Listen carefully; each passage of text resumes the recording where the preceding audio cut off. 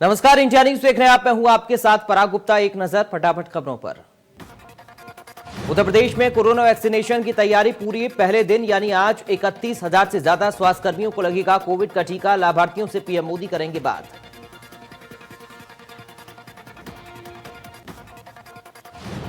स्वास्थ्य मंत्री जयप्रताप सिंह ने की प्रेस कॉन्फ्रेंस। कल पूरे प्रदेश में वैक्सीनेशन अभियान होगा शुरू। प्रदेश में 317 केंद्रों पर होगा वैक्सीनेशन। 8,57,000 हेल्थ वर्कर का पंजीकरण।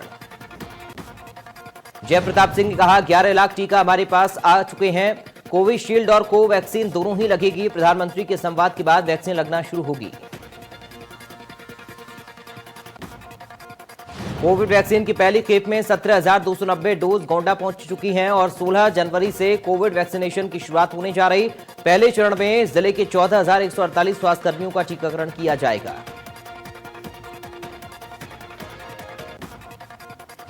भदोही पहुंची कोरोना वैक्सीन की खेप। 2 से 8 डिग्री के तापमान में रखा गया कोरोना वैक्सीन। पहले चरण में 5,276 स्वास्थ्यकर्मियों को लगेगा टीका। 16 जनवरी को लगेगा पहला टीका। वैक्सीन से पहले 2 बार हो चुका ड्राई रन।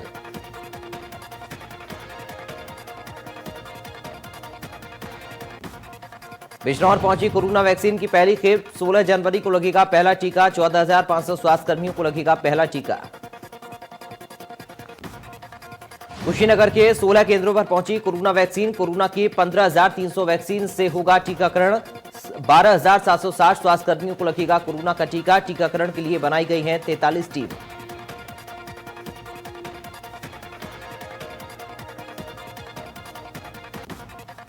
सोलह जनवरी से कोरोना के खात्मे के लिए पूरे देश में वैक्सीनेशन। पहले चरण में स्वास्थ्यकर्मियों को वैक्सीन लगाई जाएगी। वैक्सीन आने के बाद लोगों में खासा उत्साह।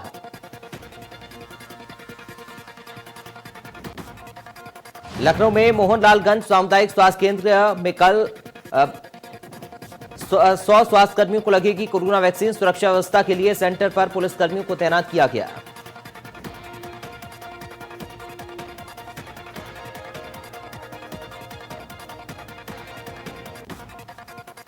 बहराइच में वैक्सीनेशन की सभी तैयारियां जोरों पर। जिले में सबसे पहले 11,448 फ्रंटलाइन वर्कर्स का 17 स्वास्थ्य केंद्रों पर कोरोना वैक्सीन का टीकाकरण किया जाएगा।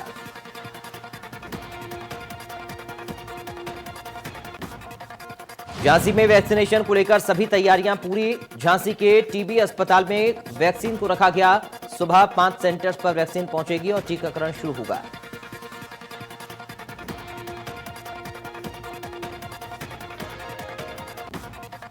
बाराबंकी में स्वास्थ्य महकमा कोरोना वैक्सीनेशन को लेकर पूरी तरह मुस्तैद। कोरोना वैक्सीनेशन के लिए पहले दिन 400 स्वास्थ्यकर्मियों को टीका लगाया जाएगा। इसके लिए 4 केंद्र बनाए गए हैं। यहां पर 24 कर्मियों की ड्यूटी लगाई गई है। इन सभी कर्मियों को टीकाकरण किए जाने का प्रशिक्षण दिया जा चुका है। साथ ही हिदायत दी गई है कि टीकाकरण के दौरान किसी भी प्रकार की लापरवाही बर्दाश्त नहीं होगी, इसलिए पूरी सावधानी बरती जाए। इसके साथ ही लाभार्थी का पूरा विवरण तत्काल पोर्टल पर अपलोड किया जाए। कृषि कानूनों के खिलाफ दिल्ली की सीमाओं पर बैठे किसानों का आंदोलन का 51वां दिन। केंद्र सरकार और किसानों के बीच 9वें दौर की वार्ता भी बेनतीजा रही। सरकार के साथ बातचीत के बाद किसान नेता बोले कोई समाधान नहीं निकला, न कृषि कानूनों पर न एमएसपी पर। 19 जनवरी को फिर से मुलाकात होगी। सरकार और किसानों के बीच तीनों कानूनों को लेकर बातचीत हुई। कृषि मंत्री नरेंद्र तोमर ने कहा कि हम तीनों कानूनों को वापस नहीं लेंगे, लेकिन हम संशोधन करने को तैयार हैं। जबकि बैठक में किसानों ने सख्त रुख अख्तियार कर दिया और कहा कि तीनों कानून तो वापस लेने ही पड़ेंगे, उससे कम पर हम नहीं मानेंगे। बैठक में कृषि मंत्री की ओर से किसानों को गिराया गया कि देश में बड़े स्तर पर किसान कानून के समर्थन में हैं, जबकि किसानों ने कहा कि फिर भी देश में प्रदर्शन हो रहा है।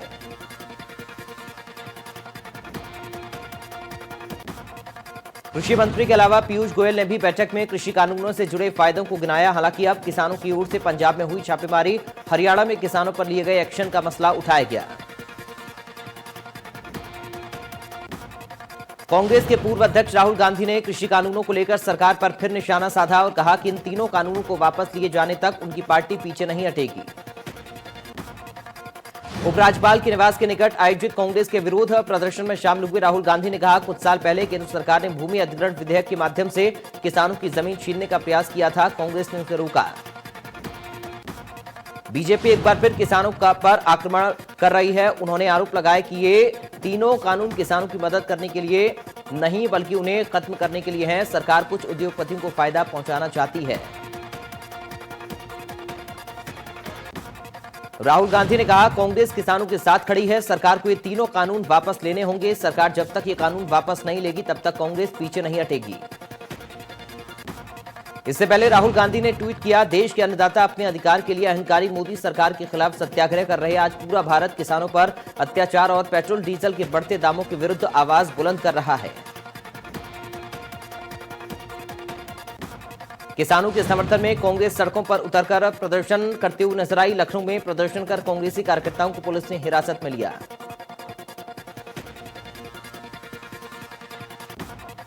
फतेहपुर में भारतीय किसान यूनियन के राष्ट्रीय उपाध्यक्ष राजेश सिंह चौहान ने बताया कि 23 जनवरी पूरे देश में किसान गवर्नर हाउस का घेराव करेंगे।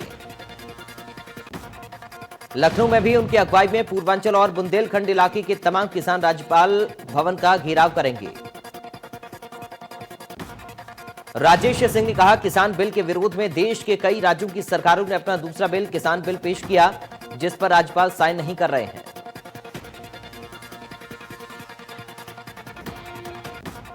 इंडिया न्यूज के मुरादाबाद अधिवेशन में सपा सांसद एसटी हसन का बड़ा बयान, कहा किसान कानून से कालाबाजारी बढ़ेगी। बीजेपी एमएलसी ने कहा, किसानों के साथ कोई धोखा नहीं हो रहा।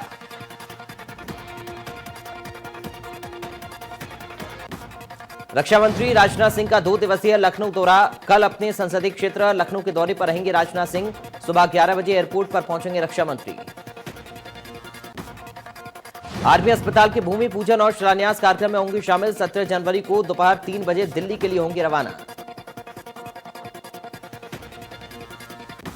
अयोध्या में बनने वाले भव्य राम मंदिर के लिए निधि समर्पण अभियान की शुरुआत शुक्रवार से हो गई। राष्ट्रपति रामनाथ कोविंद ने खुद 5,100,000 रुपए का दान देकर इस अभियान की शुरुआत की। उनसे चंदा मांगने के लिए श्री राम जन्मभूमि तीर्थ क्षेत्र ट्रस्ट, विश्व हिंदू परिषद और स्वयंसेवक संघ का एक प्रतिनिधिमंडल पहुंचा था।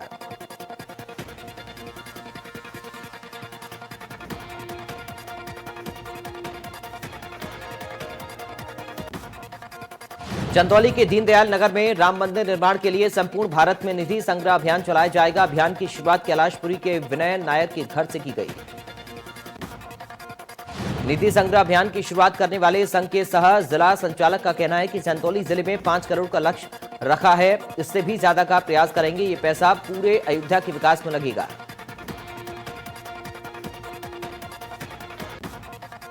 अयोध्या में भव्य राम मंदिर निर्माण के लिए बलरामपुर में राम जन्मभूमि निधि समर्पण अभियान की शुरुआत की गई। इस संबंध में रमना पार्क में एक कार्यक्रम का आयोजन किया गया।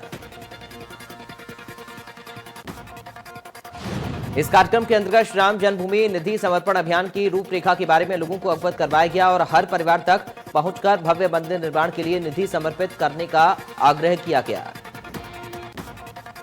इस अभियान के तहत 1 लाख से अधिक धनराशि देने वालों ने मंदिर निर्माण के लिए धनराशि समर्पित की। बसपा सुप्रीमो मायावती का ऐलान, उत्तर प्रदेश उत्तराखंड में बसपा अकेली लड़ेगी चुनाव। कहा, विधानसभा चुनाव में किसी के साथ गठबंधन नहीं, किसान अपना फायदा नुकसान जानते हैं। देश में सभी को फ्री मिले कोरोना वैक्सीन।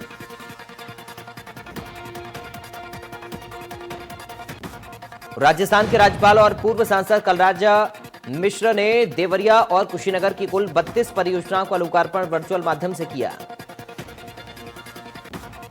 इस कार्यक्रम में सांसद और विधायक के अलावा परियोजना से जुड़े अधिकारियों ने शिरकत की। सभी परियोजना ग्रामीण अभियंत्रण विभाग की ओर से बनाई गई हैं। राज्यपाल आनंदीबेन पटेल आगरा पहुंची। सबसे पहले आगरा इंडस्ट्रियल एरिया पहुंची, जहां पर उन्होंने एक निजी मार्बल कंपनी में जाकर वृक्षारोपण किया। साथ ही वहां चल रहे मार्बल कारीगरी को बारीकी से जाना। इस दौरान उन्होंने हैंडीक्राफ्ट की जमकर तारीफ की। राज्यपाल आनंदीबेन ने स्वास्थ्य विभाग के अधिकारियों के साथ बैठक कर और अंत्योदय भारत के तहत लाभार्थियों के समूह को चेक वितरित किए। इस दौरान कोरोना काल में कोरोना वॉरियर्स को सम्मान पत्र भी दिया। बीजेपी प्रदेश महामंत्री सुनील बंसल का सहारनपुर दौरा। बीजेपी कार्यालय में सुनील बंसल का जोरदार स्वागत। त्रिस्तरीय पंचायत चुनाव की तैयारियों का मंथन। पदाधिकारियों के साथ चर्चा कर दिया जीत का मंत्र।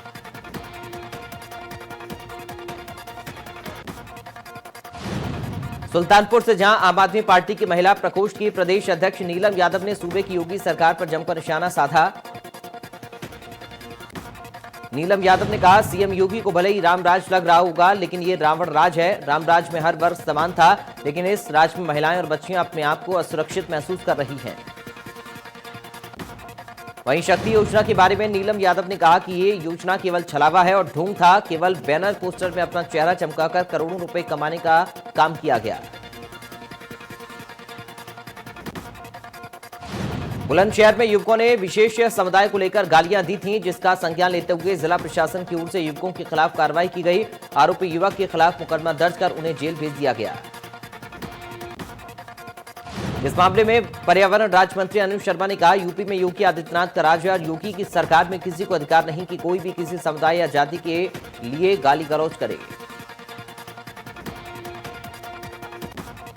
गोरखपुर में 26 जनवरी को किलिमंजारो पर फहराएगा तिरंगा। शहीद केडी सिंह के बेटे नीतीश फहराएंगे तिरंगा। सीएम योगी आदित्यनाथ ने नीतीश को सौंपा तिरंगा। गाजियाबाद में नोएडा के चर्चित निठारी कांड के 12वें केस में नौकर सुरेंद्र कोहली को कोर्ट ने दोषी करार दिया। गाजियाबाद की विशेष सीबीआई अदालत ने सुरेंद्र कोहली को दोषी करार देते हुए तारीख और फैसले के लिए मुकर्रर की और कोठी के मालिक मुनिंदर पंठेर को इसी मामले में बरी कर दिया।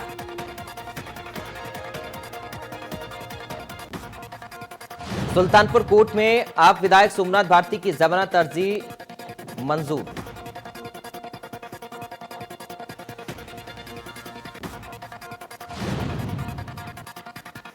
गोड्डा में बाल संरक्षण गृह का डीएम ने निरीक्षण किया। डीएम ने संरक्षण गृह में रह रहे बच्चों का जाना हाल। डीएम ने बच्चों से मुलाकात कर दिया गिफ्ट।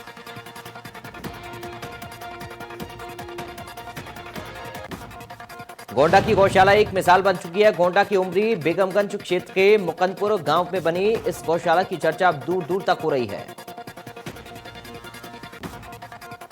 गौशाला में गायों की सुविधा के लिए चारे, पानी और चारे की व्यवस्था की गई है। इतना ही नहीं, गौशाला परिसर में अलग अलग बाड़े बनाए गए हैं, जिनमें अपंग, बुजुर्ग, बीमार गौधन का संरक्षण किया जा रहा है।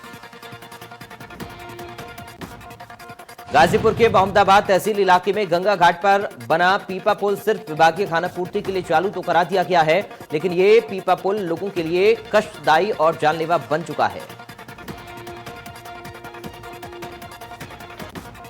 बुलंदशहर में आवारा जानवरों से ग्रामीण परेशान। ग्रामीणों ने आवारा जानवरों को स्कूल में किया बंद। आवारा जानवर कई लोगों को कर चुके हैं घायल।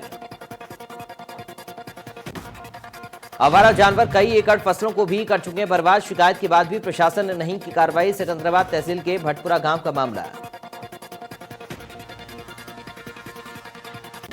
मेडिकल कॉलेज में इलाज के लिए अमरोहा से पुलिस कस्टडी में मेरठ आए गैंगस्टर गुरुवार शाम हथकड़ी समेत फरार हो गया। फरार कैदी 24 अक्टूबर से जेल में बंद था। उसका मेडिकल कॉलेज में पथरी का ऑपरेशन हुआ था। बुलंदशहर में नकली शराब बनाने के खेल का खुलासा। यूरिया और नशीली गोलियों से बनाई जा रही थी शराब। पुलिस ने शराब बनाते 2 आरोपियों को किया गिरफ्तार। ग्रेटर नोएडा में बीजेपी नेता को धमकी देने का मामला। पुलिस ने आरोपी को किया गिरफ्तार। 7 जनवरी को आरोपी ने दी थी धमकी।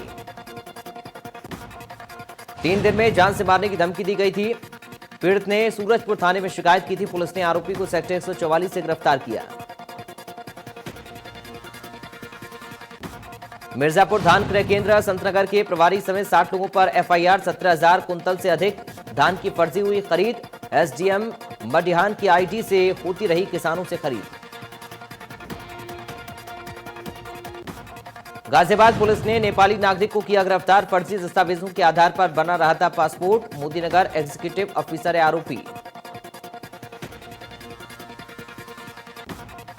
लखीमपुर खीरी के नौरंगाबाद इलाके में शौच जाने को लेकर 2 पक्षों में मारपीट। पुलिस की मौजूदगी में जमकर हुई हाथापाई। दोनों पक्षों में जमकर चले लातों से पुलिस ने 5 लोग हिरासत में लिए। गाजियाबाद में फिर पकड़ी 2 फर्जी रोडवेज बस। पुलिस ने 7 आरोपियों को लिंक रोड से किया अरेस्ट। ऑपरेशन नकेल के तहत पकड़ी गई फर्जी रोडवेज बस। ग्रेटर नोएडा के सूरजपुर थाना क्षेत्र में बदमाशों के हौसले बुलंद। बदमाशों ने 3 दुकानों को बनाया निशाना। ऑटो रिपेयरिंग दुकानों में बदमाशों ने की लूटपाट। हाथरस में जॉइंट मजिस्ट्रेट प्रेम प्रकाश मीणा ने अवैध रूप से संचालित तेल बनाने वाली फैक्ट्री पर छापेमारी की। भारी मात्रा में अवैध रूप से नकली तेल बनाने के मटेरियल जब्त किया। छापेमारी के बाद जॉइंट मजिस्ट्रेट ने फैक्ट्री को सील कर दिया। भारी मात्रा में बना हुआ तेल और उसको बनाने का रॉ मटेरियल बरामद। कानपुर में संजीत अपहरण हत्या मामला। पुलिस ने 7 आरोपियों के खिलाफ की गैंगस्टर की कार्रवाई।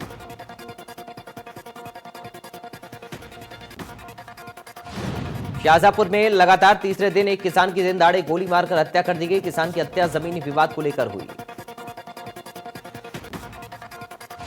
गुस्साए परिजनों ने पुलिस की मौजूदगी नहीं होने पर आरोपी की कई एकड़ फसल नष्ट कर दी। फिलहाल पुलिस ने मुकदमा दर्ज कर आरोपियों की तलाश शुरू कर दी है। बहराइच के रसिया थाना इलाके में युवक की संदिग्ध परिस्थितियों में मौत। युवक का शव उसके कमरे में फंदे पर लटकता हुआ मिला।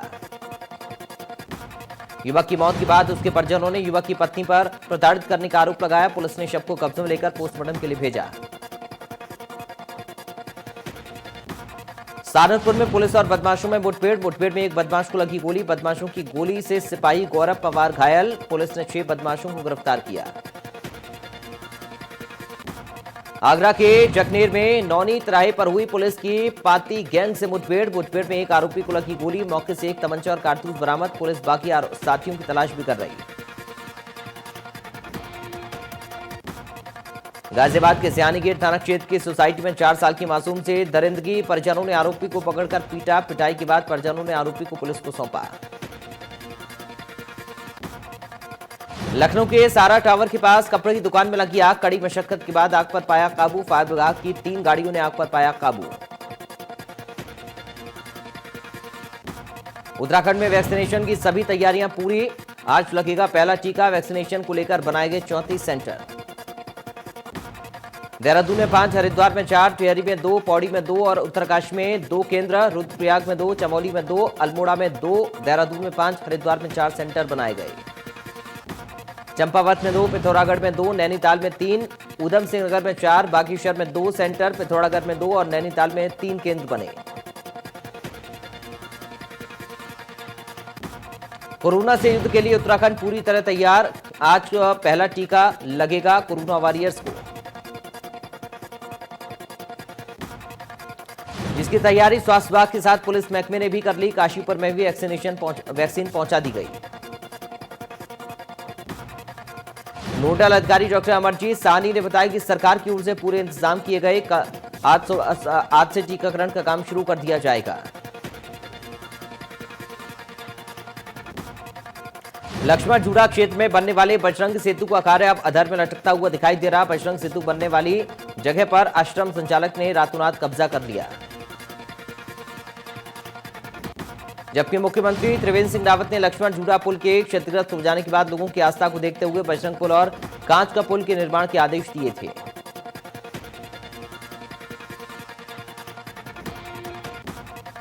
हरिद्वार में विकास प्राधिकरण सभी चौराहों के सौंदर्यीकरण के लिए काम कर रही। सौंदर्यीकरण कार्य के चलते रानीपुर मोड़ पर स्थित श्री चंद्राचार्य चौक पर भगवान श्रीचंद की मूर्ति को हटाया गया।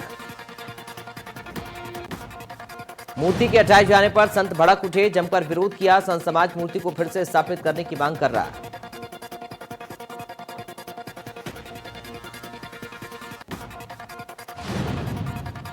संतों के आक्रोश को जायज बताते हुए बड़ा अखाड़ा के अध्यक्ष श्री महंत महेश्वर दास ने कहा कि बिना जानकारी की मूर्ति को हटाना सही नहीं था।